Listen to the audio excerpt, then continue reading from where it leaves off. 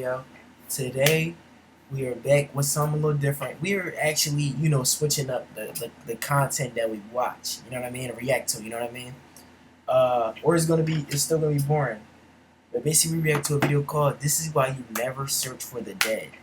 Now we're watching this blindly. I watch every YouTube video blindly. I just really want to let y'all know that, unless I'm not sure about what's going to be in it, because you never know. YouTube might try to copyright you and shit. So you want to make sure you actually react to the right stuff. You know what I'm saying? So yeah, give me some suggestions. I think my gram is in the bio. Y'all can send some stuff there for me to react to if y'all want me to react to it. I ain't gonna lie, I'm gonna actually start adding my social medias for y'all. I'm not even gonna hold you, cause that's also another way for me to actually how the fuck do I explain it? There's actually a way for us to grow the channel and grow, the fan base a little more. Grow, you know what I'm saying? All the worldwide dippers, you know what I'm saying? I probably said that wrong. I'm not even gonna lie. I don't even know what the fuck I was trying to say with that. But yeah, we trying to make this intro in under a minute. You know what I mean? I think we did it. You know what I'm saying? But no further, we finna just react to the video because I really want to see what the fuck this is. You know what I'm saying? So maybe we can learn a little something. These also education. You know what I'm saying? Come learn what movie, y'all. Come learn what movie, man. Get your pens. You know what I'm saying? Get your notebooks. Whatever you got, man. 3 extremely haunting stories about people who witnessed death up close, and then how that experience completely altered their entire perspective about what is possible in life. But before we get into those stories, if you're a fan of The Strange, Dark, and Mysterious delivered in story format, then you've come to the right place, because that's all we do, and we upload 2, 3, even 4 times every week. So, if that's of interest to you, please offer the like button some pistachio ice cream. But actually fill their ice cream cone with wasabi. Also, please subscribe to our channel and turn on all notifications so you don't miss any of our weekly uploads. I don't know what the fuck this nigga's trying to say. Okay, let's get into today's stories.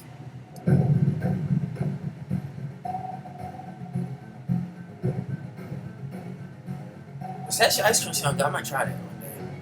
Hell yeah. Hell yeah. It's with some cookies. I heard what LeBron said, the cookies with the ice Late cream one night on top. In 1870, a Harvard medical student named James Adams walked down a dark street to indicate a cemetery in the quiet town of Malden, Massachusetts. And with him was his classmate William, who was carrying an unlit lantern. Once they reached the gate, they both stopped and looked around to make sure nobody was watching, and then they helped each other climb over the gate. And once they were on the other side, they took off running straight down the cemetery path. And eventually, after running for a minute, they got to the other side of the cemetery, and they came to a stop outside of a brick mausoleum that contained the remains of a man named Ephraim Gray, who had died 20 years earlier. So for years, James and William had been hearing all these rumors about this guy, Ephraim. In fact, many of their classmates had heard these rumors, and some people really believed they could be true. But tonight, James and William had snuck in here to this mausoleum to once and for all prove that those rumors were false. According to the rumors, when Ephraim was alive, so 20 years earlier, he'd been this very reclusive chemist who lived in a big house in the middle of town, and he had this one servant, and anytime people walked past his house, apparently they would always smell this really pungent chemical scent. And people believed that what Ephraim was doing in there to produce that smell was basically trying to come up with a potion that would make him immortal. He was basically running these strange experiments. That was dumb. However, clearly his experiments had not worked, because Ephraim had died anyway. But when he died, his one servant had told the mortician not to embalm him, which was very unusual at the time. This was not a normal request. The servant had said that, First of all, bro, that's not an unnormal request, bro, because this thing, you gotta think about this, right? Who the fuck want to die and then be filled with chemicals, bro? That's weird. I always thought that was weird. I don't know why people do that. And look, if y'all know me too, gang, like, I'm Muslim, right? So, like, when we get buried and all that, they don't do all that to us, bro. You just get washed, and then they put you on wudu and all that, and then they shroud you, and then that's that. I don't know where all this embalming niggas came from. If it's that serious, just make sure you dead ass, have the body in the freezer game. First of all, bro, this the crazy part too. I think the bodies actually last longer in a freezer. I'm not even gonna lie, from what I heard, because the only time it's gonna start rotting is when it's hot or it's room temperature. You know what I mean? So that's basically just like like when you put meat in the deep freezer or something. You know how it can really stay cool for a very long time, and then you take it out, you got like thaw it out and all that, right? So I don't know how to really explain this to y'all, right? But when you did, they do put you in the freezer, gang. Like the morgues have something called a freezer, or the funeral homes they have something called a freezer, gang. It's like a whole room that got bodies in it, bro. Like, I'm not even gonna hold you, right? So this is the crazy part I was trying to say, right? I don't understand what's the whole point of embalming, gang. Why don't y'all just keep them in there until it's like maybe let's say like 5 hours before the funeral? Cause ain't nobody just gonna rock like that fast. The fact that you're embalming people, bro, like I would be so mad if that shit was to happen to me, gang. It's y'all or don't, but like yo, y'all really need to stop embalming people, bro. Like I be really feeling bad when I see people that really look embalmed, bro. Like that shit is crazy. Like y'all dead ass need to stop, bro. So that's not an unnormal request, gang. Maybe demand you because this what y'all gotta understand, right? I feel like when you die, gang, like you're gonna like it's depending on how you was buried or what happened to you. You're gonna like kind of be mad about it. You know what I mean? It's not like a on earth type of man. It's like a spiritual type of man. Like your spirit is gonna be really upset, bro. Like we have a high chance of that happening, my nigga. It don't matter what y'all believe in. So I feel like you know, depending on what happened or what goes down, or you listen, you never know. Somebody can actually see the stuff that you do to their body when they're dead, bro. You know what I'm saying? Like when y'all embalming and shit, so they might actually come back mad and start haunting your ass. You just never know. Whoever was responsible. So Now, even though Ephraim's elixir had not actually succeeded in keeping him alive forever, it had been successful at making his physical body immortal. The servant said, apparently, Ephraim's body would never decay. And so this story had become sort of a local legend. And decades later, lots of people in the area, in particular in Harvard Medical School, students actually believed it might be true, or they at least pretended it could be true. It was fun to believe. But James, like, as much as he wanted to, go along with the story, logically he felt like listen, I there don't is understand why it simply took that no long. way That was there could crazy. be any truth to this story. As a medical student, he knew that even the very best embalming techniques would only preserve a dead body for a few weeks at most. So there was no way Ephraim's body, Did these niggas that not had been have dead freezers back then? That's my thing. for 2 decades, was not a pile of bones by now. And tonight, they were going to go find out. James knelt down in front of the mausoleum where Ephraim was entombed. And William struck a match and lit the lantern he had brought with him. And immediately, the light from the lantern, it illuminated the door that led into the mausoleum, and they saw it was sealed shut with a padlock. So James, who's knelt down right next to the door, he pulled out a small hammer and a chisel, and he began to work on this lock. And eventually, he popped it open, he took the lock and put it on the ground, and then he stood up, and he and William were like, all right, here we go. And they pushed the door, and it slowly swung open. James stepped inside first, with William right behind him, holding up the lantern. And the space was cold and musty, and it was this kind of claustrophobic, all brick space that was covered in cobwebs. And on each side of the inside of this mausoleum were these big shelves with caskets sitting on each shelf. These were all different relatives of Ephraim's, and there were nameplates attached to each of these caskets. And so very quickly, James and William, they began looking, for the right casket that contained Ephraim. And eventually, they found the right one, and they're sort of nervous at this point, but they're like, all right. And they got to either side of this casket, and together they pulled it off the shelf and put it down on the floor. And so James and William, they both went to the same side of the casket. And William, he's holding up his lantern, and they look at each other, they're like, all right, here we go. And James reaches down, and he opens up the casket. And when they see what's inside, they can't believe it. This woman in Kansas City searched her name and found $6.1 million Yo, in get the fuck unclaimed out of money. my Like, face, man. what? Inside of this casket was definitely Ephraim's dead body. But even though Ephraim's clothing had clearly decayed into stringy brown mush, Ephraim himself did not look like he had been dead for 20 years. His skin was white and smooth, and there were no signs of decomposition on his body whatsoever. He was pristine. In fact, he looked like he was just sleeping, like he could just open his eyes and he'd be just fine. And so James and William are so spooked by this that they just instantly slam shut the casket, they turn, and they sprint out of the mausoleum, they flee the cemetery, and they pledge to never talk about this again. However, for the next few months, James just could not get the image of Ephraim's impossibly well-preserved body out of his head. Now, he still didn't believe the rumors that somehow, it's because of some potion that Ephraim drank that's made his body, immortal or something. But he read every chemistry book in the Harvard Library and could not find a scientific explanation for what he had seen. At the same time, James had another stress, which was he knew the Malden police were investigating the break-in at the mausoleum, and he was terrified that at some point he and William were going to be found out. Desecrating a grave was a crime, and if James was actually arrested for it, he would get kicked out of medical school. But weeks turned into months, turned into years, and no police showed up at his door. So nobody figured out that he or William were involved in this break-in. And also, over this time, over these many years, he never figured out what actually had caused Ephraim's body to be that well preserved. But eventually, they just moved on with their lives. James graduated, he became a doctor, and he really just sort of forgot about the Ephraim thing. He just moved on. Until 30 years later, in 1900. At that point, James was in his 50s, and he was a successful doctor with his own medical practice in Boston. And one day, he was sitting in his office, catching up on some paperwork, when he heard a knock at the door. And so he called for whoever was out there to come in, and when the door opened up, he was very surprised to see a police officer.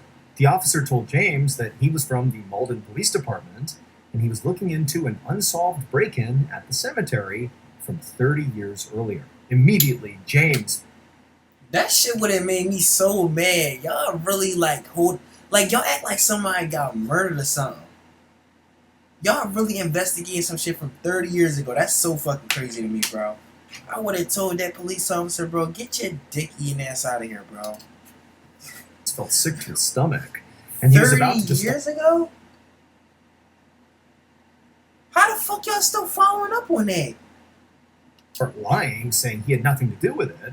But before he could say anything, the Bro, you officer gotta just said, realize, look, 30 years from that time forward, literally anything they broke or they damaged when they broke in could have got replaced, bro, in that time frame, my nigga.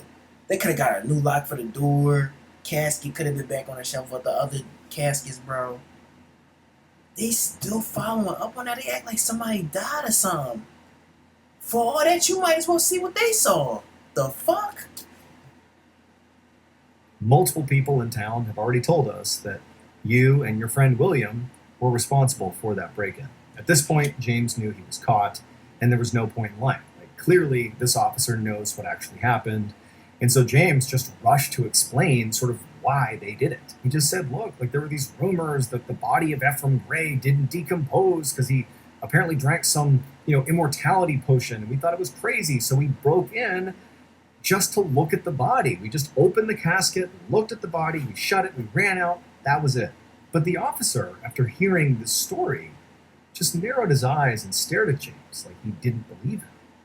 And then when the officer went on to explain exactly why now, 30 years later, they were taking another look at this break-in, when he explained that, James literally just could not believe what he was hearing. So it would turn out the Malden Cemetery was in the process of being relocated. So workers were going through and moving every single grave. But when they got to Ephraim Gray's casket, they noticed it was unusually light. So they opened it up and found it was empty. There was no sign that anybody What? except for James and William had ever tampered with that mausoleum. And so basically, James and William were being accused of stealing Ephraim's body. But they both swore they didn't do that. They said they just went in, they looked at the body, were shocked that it had not decomposed, and they ran out. They didn't take the body. But police, during their investigation, saw that nobody else tampered with this casket except for James and William. So where did the body go? It was almost like Ephraim. Why didn't y'all just lie? Y'all could have lied, bro. Y'all could have been like, nah, we ain't nothing to do with it. Why y'all ask that though? Like, that's all y'all could have did. Y'all could have still got that same answer. Had simply woken up one day, looking as fresh as ever, opened up his coffin, and just walked out. And despite No, all of y'all James opened up and that shit William's to that nigga. He probably was locked in that bitch from the skepticism outside. and all their medical training, they couldn't help That but nigga got wonder the if fuck maybe up somehow like Dracula. Ephraim's immortality potion had finally kicked in. Damn, that's crazy. Stick with me for 30 seconds as I show you the trading strategies I mean, used he to did leverage die his though. full-time I ain't even gonna lie. job That 2 nigga years did ago die. to He probably trade more than that, for- but he did I die though, put it gang. all inside of this free community. I mean, he on not the even more. farm. He did die. Yeah, he died, bro. Gas, groceries, Hey, come on, eating bro. out, I mean, Not even this shit, on man. the tightest of budgets, Hey, bro, there's shut really your no ass up, escaping please. nor controlling them. That nigga did die though. An early record player. And on the other side of the room, standing on the afternoon of January 28, 1945, an Australian reporter named Robert Cheney sat on a wooden bench inside of a small, cramped room in a swelteringly hot church in Brazil. He was squeezed shoulder to shoulder with several other reporters and a few doctors who were wearing white coats. All the lights were off in this church, and there was this religious hymn that was playing on a phonograph, which is like an early record player. And on the other side of the room, standing in front of a heavy locked door, were these two people, these two psychic mediums, who were twisting, groaning as if they were in pain. So the reason that Robert and everybody else, the other reporters, the doctors, were gathered here today was because of what was happening inside of that locked room. There was a man in there who was having his appendix removed. Now, usually, appendix removal was a routine surgery, and it would be performed without an audience and in a hospital instead of a back room in a church. But this operation was being performed by a very, very famous surgeon named Dr. Louise Gomes. And Dr. Gomes had only agreed to do the surgery under a couple of very odd conditions. So first, it had to be done in this church. Second, no one else could enter the operating room, so that backed locked room, while he was working. Not even nurses or anesthesiologists. Nobody. And third, the only people Dr. Gomes would communicate with during this operation were those two psychic mediums standing outside the door. They wouldn't even be in the room with him, they'd be outside. And so after all these conditions were agreed to, before the surgery, the two mediums worked with the doctor to gather all the supplies and made sure they were in the back room. And then also they strapped the patient down to the operating table in the back room, and then they came out again. And then at that point, the reporter, Robert Cheney, and the other witnesses that were there to see this, the other reporters, the doctors, they helped board up all the windows of this back room of the church. And they also searched for any hidden passageways to make sure nobody could look into or sneak into or out of this back room, the operating room. And so eventually, everything was ready, and Dr. Gomes and the patient were the only two people inside of this back operating room. It was all sealed off and locked. And then the instructions had been given to, Robert Cheney and the others to just take your seats in the church and wait. And so that's what Cheney and the others did. They just sat there, sort of listening and watching, and nothing was going on. There's just this hymn playing from the phonograph, and the mediums are doing like weird stuff in front of the door, apparently communicating with the doctor, but the whole thing was just sort of absurd. Honestly, Robert didn't really know what to make of this. But when he had caught wind that there was going to be this totally bizarre procedure done, he had come here not to validate that this was a smart or good way to do a surgery, but rather that this would just make a really wild story that people would be interested to read. But the longer Robert sat there listening and watching this totally bizarre scene unfold, the more he felt like he had sort of bitten off more than he could chew. That this was not really worth the time or energy. This was just really, really weird. However, as he's sitting there, sweating in the heat, sort of waiting for this thing to be over, whatever it was, he overheard a couple of the doctors who were witnesses to this, along the pew with him, talking about Dr. Gomes. And what Robert heard is that these doctors are like, there is no way Dr. Gomes can perform this surgery. Like, he's not capable of performing this surgery. It's not possible. Not to mention, the doctors are also saying that, like, generally speaking, attempting to perform an appendectomy by yourself with no anesthesia, no nurses, no techs to help, was also just a terrible idea. Let alone, again, Dr. Gomes can't do this. There's no way. And so Robert, after hearing these doctors talk, he started to feel like, oh man, this whole thing's really unsettling. Like, now it's just creepy. The sound of the hymn and the mediums writhing around, presumably communicating with this famous doctor through the locked door. And it's like, please let this end. This is so awful. And he was just staring over at the mediums and the locked door, and suddenly the mediums just stopped. But Robert just continued to sit there with the other witnesses for over another hour. They've been in there now for like 2+ hours, and it's just this horrible scene. But eventually, this booming voice came out of the back room. The doors weren't open yet. The voice was just coming from inside of that room, and the voice yelled that the operation was now over. Robert, at this point, looked over at those two doctors who had sort of voiced their own concerns, and they kind of exchanged a look like, what are we going to see in there? But they had waited this long, they really wanted to see, so they all stood up, and they made their way over to the door. When they got to the door, the two mediums stepped out of the way, and then one of the two doctors that was with Robert, they just reached down and tried the door handle, and they found it was now unlocked. And so the lights are on at this point inside the church. This is the first time they're going to see what's inside of this, magical operating room, and they open the door, and the doctors walk in, and Robert follows right behind them, and they look around, and at first it was just really weird. Like, there was really nothing strange in the room. The patient is right in the middle of the room. He's on an operating table. He has fresh stitches right on his side, suggesting he's just had surgery, and literally next to him on the table is a jar with his appendix sitting inside of it, floating in liquid. The surgery had been a success. The patient was okay. However, there was a catch. Whoa. What's that? Yo, these fucking ads, bro. Yo, it's your fault. Guys. Why you make this video like that, bro?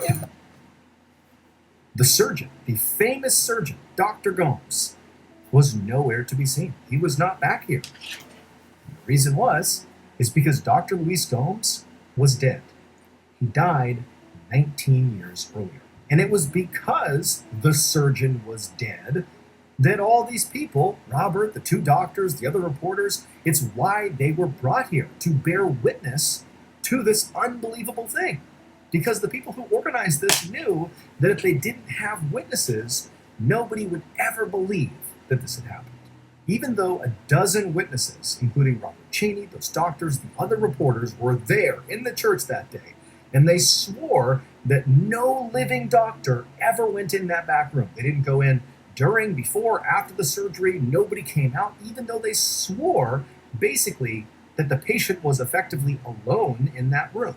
Despite that, X-rays would confirm that the patient had had an appendectomy on that day, that his appendix really was removed, and apparently it was removed by a very highly skilled surgeon. And so, this remains the only surgery on record to have been officially performed by a ghost. What the fuck? Oh, that's crazy.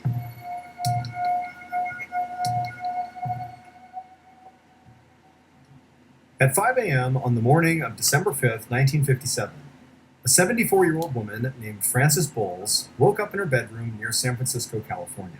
And before she opened her eyes, Frances just had this feeling, this sense, that somebody else was in the room with her. But she wasn't bothered by this, because she knew it had to be her husband, Gene. So Gene was 82 years old, and he'd been really, really sick for the past couple of years. And recently, he'd begun sleeping in their guest bedroom, so he wouldn't wake Frances up with all his tossing and turning at night. But then in the mornings, he would often come and join her in bed. And so she's assuming that's what's going on. Gene must have joined me in the middle of the night, and he's next to me in bed.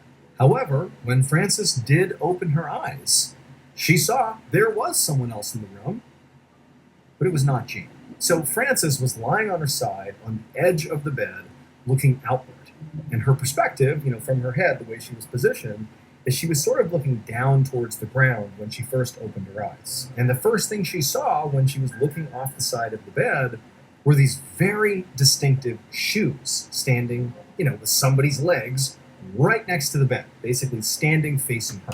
And she sees these old-fashioned polished dress shoes with very thick heels and a piece of gray fabric buttoned over the ankles, like the way men used to wear back in the late 1800s. So these are distinctive and old shoes. And it was actually these shoes that immediately gave away that this was not Jean, because Jean did not own a pair of shoes like that. Frances would know. And as her eyes traveled up from these strange shoes, she saw this was clearly a man, and he had skinny legs, and he was wearing black and gray striped pants, and he had a very small body overall, and he was wearing a white vest with a long black coat with coattails. And then as Frances finally reached this man's head, she saw he had these strikingly blue eyes, and he was looking right at her, and he had this almost mocking grin on his face. And Frances has no idea who this person is. There is a stranger in her house. She's thinking he's broken in. What's he going to do to me? And she just sat up in her bed, and she looked at this guy, and he leaned forward, and he just kind of continued to smile, and he said, "I'm here for Jean." Frances just began to scream at the top of her lungs, but this man, the strange little man with blue eyes, just began to laugh, and then to Frances's total disbelief, he vanished. A second later, Frances heard footsteps, and then the bedroom door flew open, and Jean burst in, asking what was wrong. And without thinking, Frances blurted out that there had been somebody in her room. But as she told Jean all about this strange little man and his weird outfit with his blue eyes and how he vanished, she started to realize that what she was saying sounded absurd.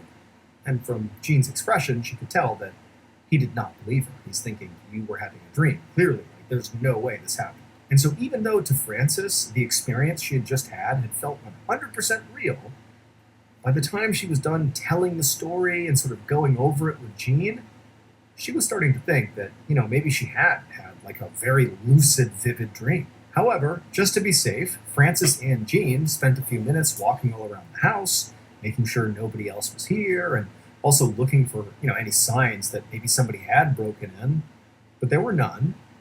However, Jean did find that the front door was unlocked, which definitely was not something he did. He remembered locking the door before bed, and Frances said she never unlocked it, so that was sort of a strange thing. But other than that, the house was in normal order. And so Frances and Jean, they didn't really know what to do.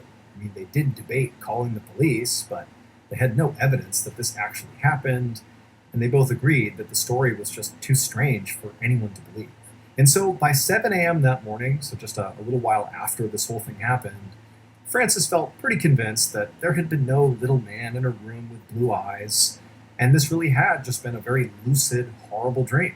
And so the two of them began to go about their normal morning routine when Jean really started to feel sick. I mean, he was already not doing well in the weeks prior, but he really just started to deteriorate really quickly. This is like 15, 20 minutes after this little man has popped up in her nightmare or whatever.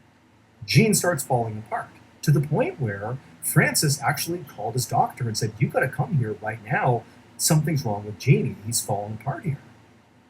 I make every guy I know take this trauma type test. Hey, bro. My brother took it last week. Get out of my face. By 8 a.m., when the doctor showed up, this is now about an hour after, Frances has had whatever experience she had, whether it was a nightmare or real, they don't know. But this is an hour later, the doctor shows up, and by this point, Jean is like wrecked. He's practically on his deathbed. He's falling apart. He gets rushed to the hospital. All day that day, they're trying to save him. But by the very next morning, he had died. And then as time went on, whenever she would think about that strange experience, the little man in her room, she would just rationalize it and tell herself that that was just her own mind's way of working out her growing anxiety over Jean's mortality. I mean, after all, he had died literally within 24 hours of that vision, and so maybe that was just her mind's way of getting ready for Jean's death. However, despite telling herself the story and feeling pretty good about that being what this whole thing was, what she could never quite figure out was how her subconscious had created such a strange character with such a weirdly specific wardrobe. She knew she had never seen anybody like that before in her whole life. So, how did her mind come up with this really vivid character. But she ultimately just pushed this whole thing out of her mind and didn't talk to anybody about this experience.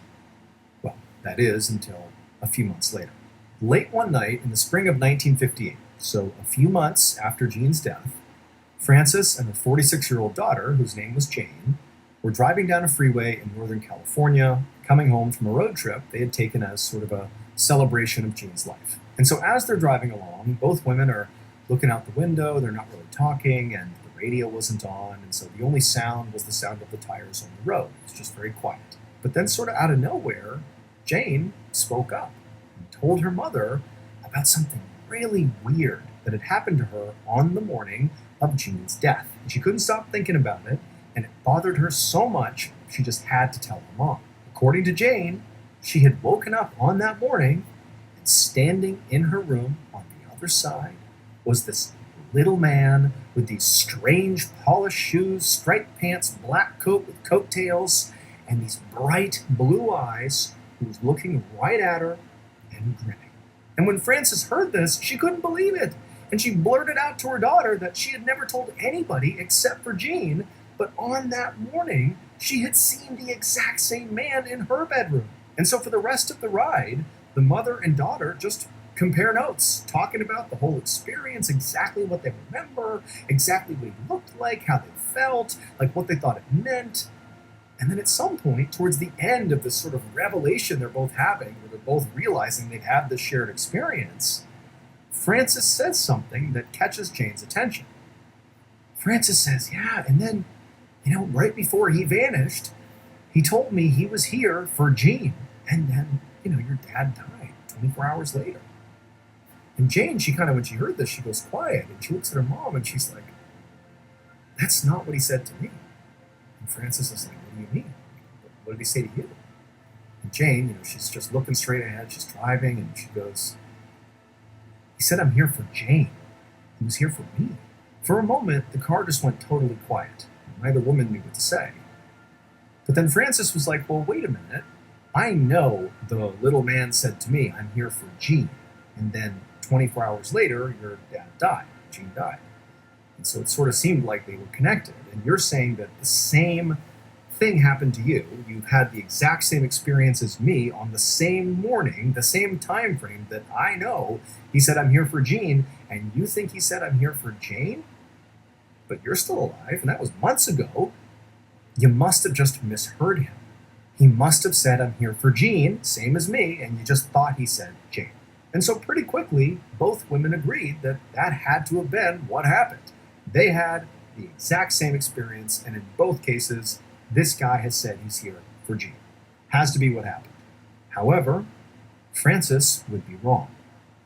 Because on December 7th, 1958, exactly a year and 1 day after Jean died, Frances's daughter, Jane, died as well.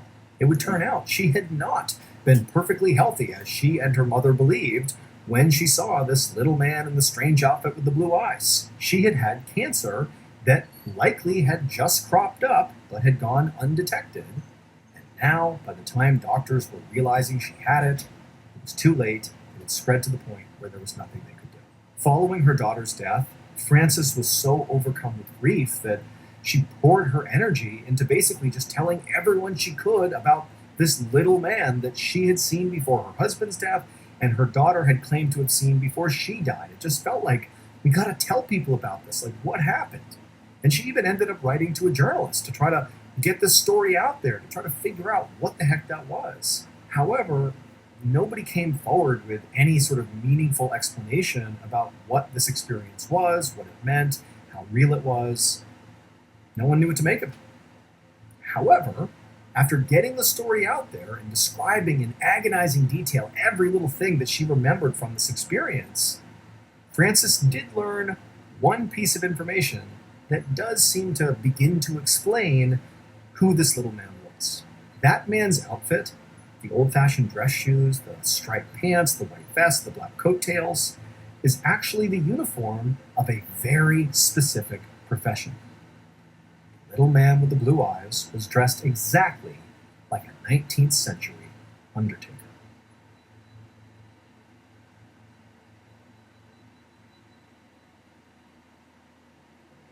Thank you so much for watching. Let me know what you thought of today's episode in the comments. And remember, we have hundreds of videos for you to binge right now. But if you're looking for a recommendation from me of that one video that's worth your time, well, it's this one right here. So give it a watch. All right, until next time, see ya. I ain't gonna lie, y'all. That's the end of the video. I hope y'all enjoyed it. You know what I'm saying? That was a little scary. I'm not even gonna lie. That had to be the scariest or surprised I've ever been watching a video like that. That was crazy. I ain't even gonna lie. But y'all will catch y'all next time. Hope y'all enjoyed that joint for real. That was good. Y'all go follow him to his name. Go subscribe to him too. I be forgetting his Instagram. Go subscribe to him to his name, Mr. Ballin. And he has 11.1 million subscribers. He probably don't even need no support from me. You know what I'm saying? Like, he got a lot. I don't even got no followers yet for real. No subscribers yet for real. But we out. We bipping. Y'all stay safe out there. You know what I'm saying?